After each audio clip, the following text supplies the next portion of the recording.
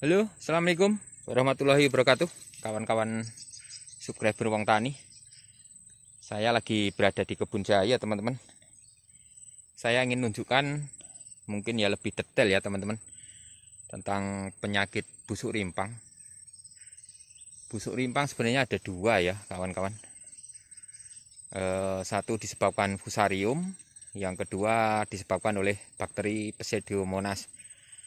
Itu gejalanya hampir sama. Cuma kalau yang fusarium itu gejalanya yang pertama, daunnya yang menguning mulainya dari bawah, teman-teman. Dari bawah nanti pinggir daun. Setelah itu menguning-menguning ke bagian tengah, terus merunut ke atas sampai pucuk. Setelah itu menguning seluruh bagian tanamannya. Dan rimpangnya juga akan membusuk. Kalau fusarium, kawan-kawan, itu masih bisa berdiri ya tanamannya. Tetapi ya tidak lama setelah mengering ya akhirnya ya roboh. Oke, akan saya tunjukkan. Kalau ada yang terkena bakteri akan saya tunjukkan. Kalau ada yang kena fusarium akan saya tunjukkan, teman-teman. Oke, kita lanjut. Ini tanaman jahe. Tanaman jahe tanpa perawatan, kawan-kawan. Sayang sekali ini sebenarnya. Udah bagus sebenarnya tapi tidak dirawat oleh pemiliknya. Saya tadi kebetulan kesini minta izin untuk melihat jahenya, biar teman-teman bisa tahu seperti apa fusarium. Ini kawan-kawan, tanaman jahenya tidak dirawat ini. Ini masih bagus yang ini sebenarnya. Ini karena daunnya menguning, terkena sinar matahari, dimakan juga oleh serangga. Tidak dirawat ini. Oke, kita cari yang terkena penyakit. Nah, ini kawan-kawan. Ini terkena penyakit fusarium ya. Dengan gejala daunnya ini menguning dari pinggir dulu. Akhirnya ke atas. Akhirnya nanti lama-lama mati seperti ini, kawan-kawan.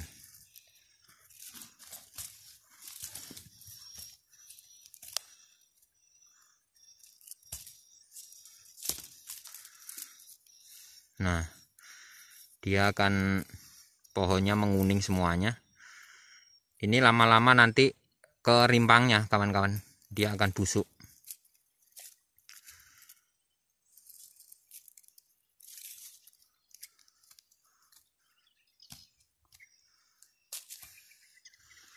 Oke, kita cari yang serangannya lebih parah. Nah, ini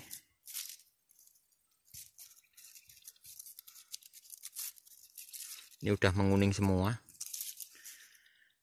Teman-teman, yang sudah mulai parah, dia tuh menguning dari pucuk, dari bawah sini ya kawan-kawan, naik ke atas. Nanti batangnya akan menguning ke bawah. Nih, menguning. Oke, saya lebih detail ya, teman-teman. Udah menguning dari bawah. Nah, ini rimpangnya yang sudah terkena, kawan-kawan. Dari batangnya. Kalau untuk serangan fusarium, batang masih berdiri ya, teman-teman. Kalau udah terkena bakteri Pseudomonas, ini akan terpotong sendiri, dia akan tumbang. Oke, saya buka. Nih, udah mulai membusuk. Kita cari yang lain. Nah, ini teman-teman,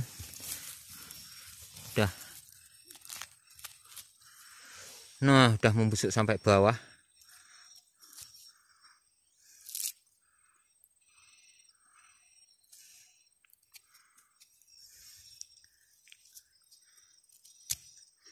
Udah rusak.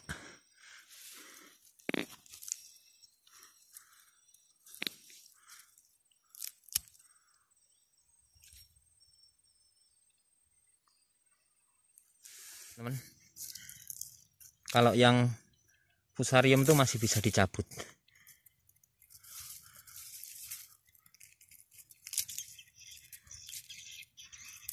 Sudah membusuk seperti ini.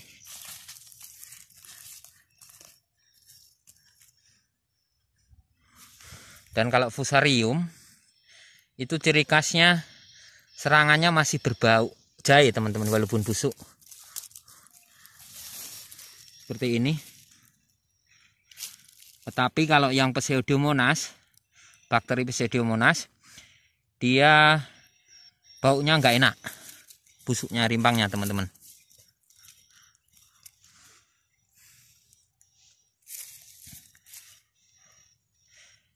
Oke. Saya beritahu juga kalau bakteri jamur fusarium ya teman-teman, dia bersifat kosmopolit teman-teman. Dia hidup di berbagai tipe tanah apapun. Dan bahkan untuk fusarium ya teman-teman, dia bisa hidup jamurnya itu dari sampai kedalaman 50 cm. Kutipan ini saya ambil dari penelitian ya, ada yang saya ambil dari Dinas Pertanian, tapi saya lupa ya ada penelitiannya. Itu bahkan bisa sampai 50 cm masih hidup di dalam tanah. Makanya untuk jamur ini jika lahan udah terserang, ditanam lagi pasti ketemu seperti ini lagi. Nah, seperti ini penampakannya teman-teman. Busuk. Tetapi busuknya ini masih bau jahe. Dia itu membusuknya. Sudah dimakanin belatung, langsung membusuk teman-teman. Padahal rimpangnya bagus sebenarnya, besar-besar, tapi udah terkena fusarium. Walaupun rimpang ini utuh ya kawan-kawan, umpamanya nanti dijual atau apa, ini perkembangannya akan cepat sekali jika dipakai untuk benih. Jadi teman-teman, jika membeli benih harus benar-benar menseleksi untuk benih yang benar-benar sehat ya kawan-kawan. Jika tidak, aduh, alamat lah bro, akan terkena lagi nanti.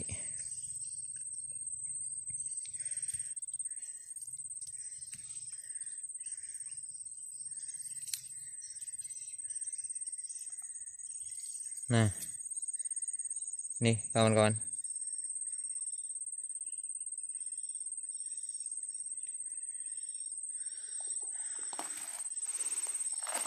Untuk penyakit ini, jamur fusarium ya kawan-kawan, sampai sekarang obatnya ya belum ada. Itu hanya pengendalian ya teman-teman. Kendalikan sejak dini lah. Disemprot fungisida, drainasenya dijaga kawan-kawan. Jangan ada sampai rumput tebel atau apa, itu menimbulkan kelembapan yang tinggi. Satu lagi, jamur ini akan menjadi jika ada banyak nematoda yang tersebar di tanah. Apa itu nematoda? Nematoda itu adalah cacing kecil teman-teman. Cacing pemakan umbi yang akan menimbulkan perlukaan, akhirnya jamur cepat masuk ke umbi. Itu akan menyebabkan penularan jamur yang lebih cepat. Untuk nematoda itu pengobatannya ya disebar furadan.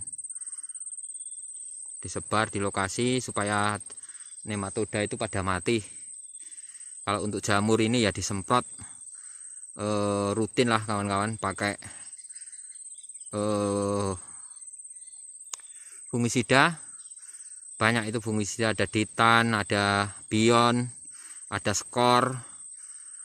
Itu banyak sekali pilihannya di toko pertanian kawan-kawan.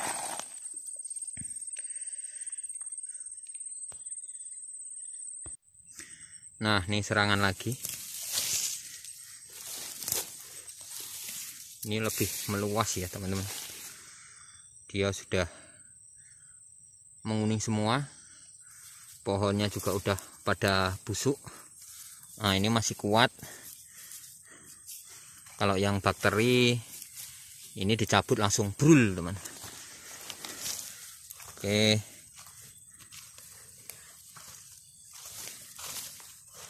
Pembusukannya seperti ini bro. Nah, langsung pada busuk semua.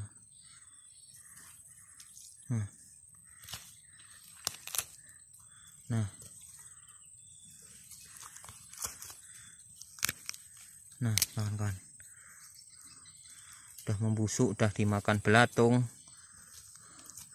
Tapi busuknya masih ciri khas jahe. Kalau yang kena bakteri, wah, baunya ora jahe lagi. Ini juga udah mulai terkena sebelahnya. Udah mulai busuk. Nah,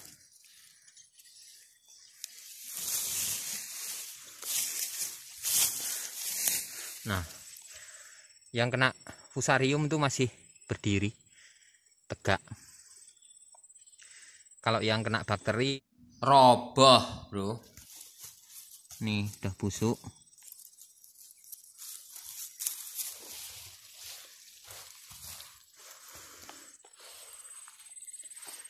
Sayang sekali gini luasnya, nggak dirawat.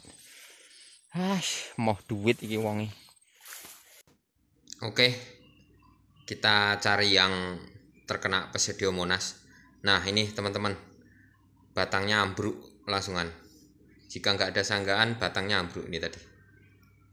Nah ini busuknya, kita lihat teman-teman, saya peras. Tuh putih susu, warnanya putih susu. Dan ini baunya nggak enak teman-teman, beda dengan serangan fusarium tadi. Nah ini putihnya putih susu ya kawan-kawan. Ini tanaman yang terkena Pseudomonas, yaitu bakteri kawan-kawan. Karena bakteri itu sifatnya fermentasi, jadi dia itu membusukkan jahe, jadi baunya nggak enak. Nah ini saya peras lagi teman-teman.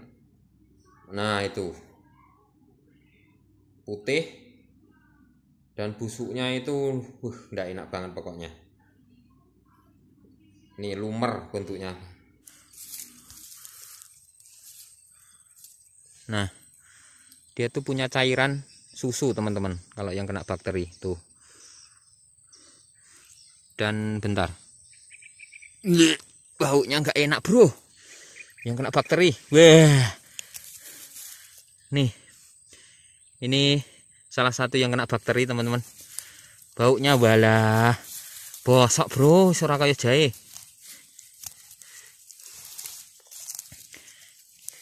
Variasi ternyata di sini penyakitnya. Nih susu.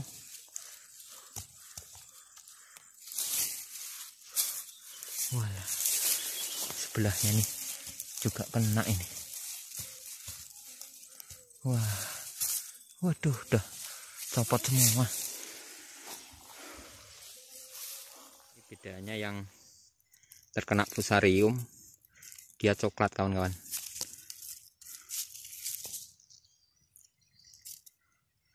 Airnya coklat dan baunya masih enak, nggak kayak yang kena bakteri. Wah, bau bro, dia kecoklatan kawan dalamnya.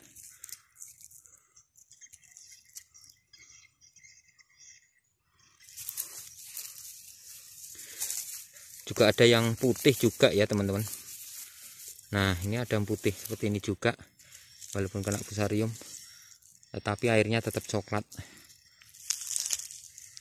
Tapi baunya tetap bau jahe bro, nggak kayak yang kena bakteri baunya wih kayak WC.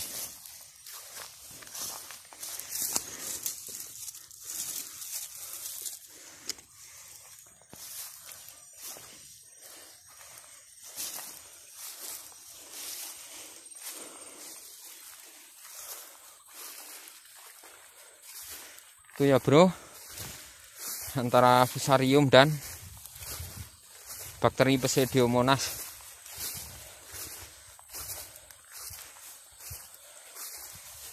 Serangannya ya seperti itu. Mudah-mudahan bisa berguna ya kawan-kawan.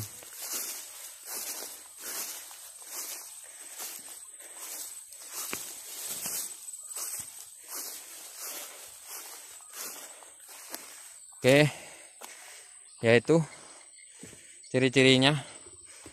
Kalau fusarium itu serangannya dari daun bawah, itu akan menguning dari tepi daun terus ke tengah daun teman-teman.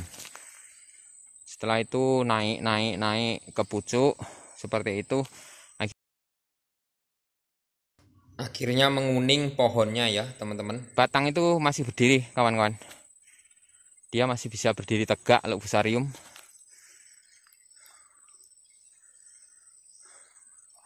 Tapi kalau yang bakteri, kalau nggak ada sandaran, itu bisa rebah juga. Langsung rebahnya itu terpotong bawahnya. Kalau fusarium rebah, dia nggak terpotong karena dia itu rata-rata keberatan. Mulai pembusukan batang atas itu akhirnya lentur, akhirnya rebah. Kalau yang bakteri langsung busuk, putus kawan-kawan. Oke, sekian dulu ya teman-teman. Semoga bisa berguna.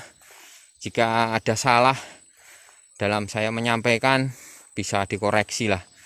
Kadang saya lupa ya antara fusarium dan bakteri, tapi mudah-mudahan betul. Ya teman-teman, terima kasih. Semoga bisa berguna buat petani jahe semuanya. Kalau yang saya tambahin lagi untuk yang bakterisida ya, carikan pencegahan dengan nyemprotkan bakterisida. Cari di Google kawan-kawan, bakterisida itu ada untuk pencegahan. Saya lupa namanya, ada itu untuk pestisidanya. Oke ya bro, terima kasih. Assalamualaikum warahmatullahi wabarakatuh.